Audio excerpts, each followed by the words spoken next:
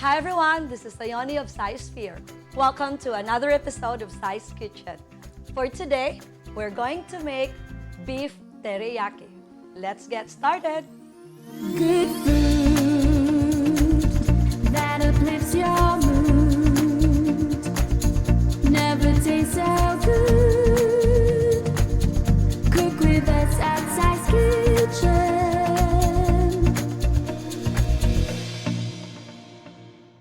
Beef teriyaki is another easy to prepare recipe, and it can be as short as 20 minutes to prepare this recipe.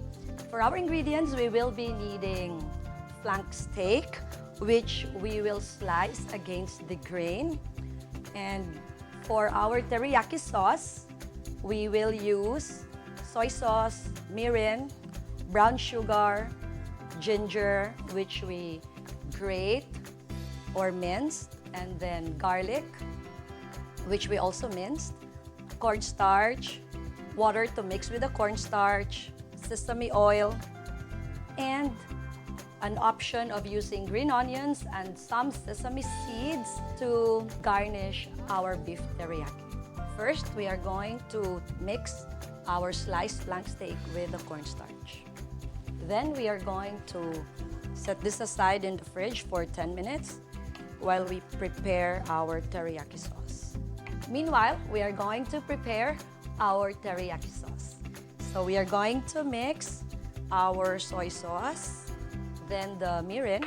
If you do not have any mirin, you can substitute it with dry sherry, white wine, or any type of rice wine. Then the brown sugar, the minced garlic, the minced ginger. You can add a little bit of fish sauce, and it's ready to mix. And you can add a few drops of sesame oil. Our teriyaki sauce is mixed, so we are going to pan fry our steak now. Over large skillet, we are going to pan fry our flank steak. So we are going to add a little oil. Now let's start to pan fry our beef.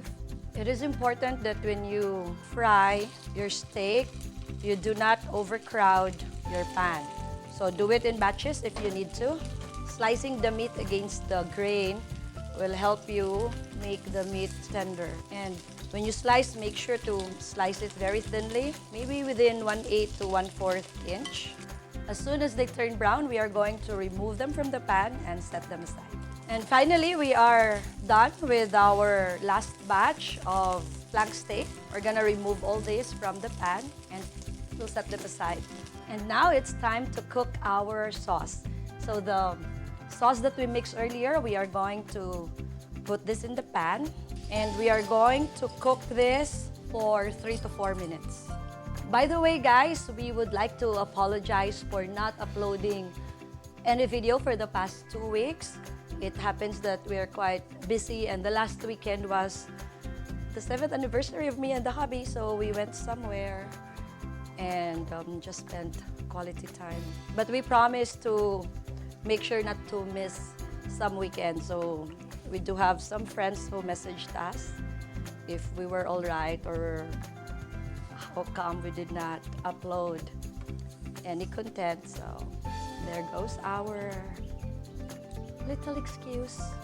If you happen to be really in a hurry, you can also choose to get teriyaki sauce at the grocery or any supermarket and just do what we did with the flank steak, brown them or pan fry them, and then just add them, toss them in the sauce. But I like doing our own sauce, and it's nice to know how to make our own homemade teriyaki sauce.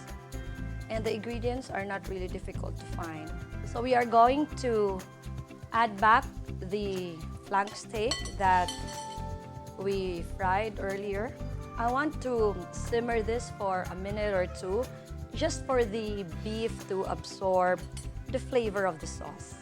And while we are waiting for that, we go ahead and mix the cornstarch and the water that we prepare just to thicken our sauce. For some friends who are curious where we are doing our cooking, we do have an outdoor kitchen at home. So this is an outdoor kitchen. This is not the kitchen where we cook on a day-to-day basis. And now we are going to add our cornstarch. And there, the magic happens. This will thicken our sauce. We would like to say hi to Ben, our friend. He used to be working with us in the IT department here in the City of Smiles before. So hi to you and to your family. And now, finally, our beef teriyaki is ready.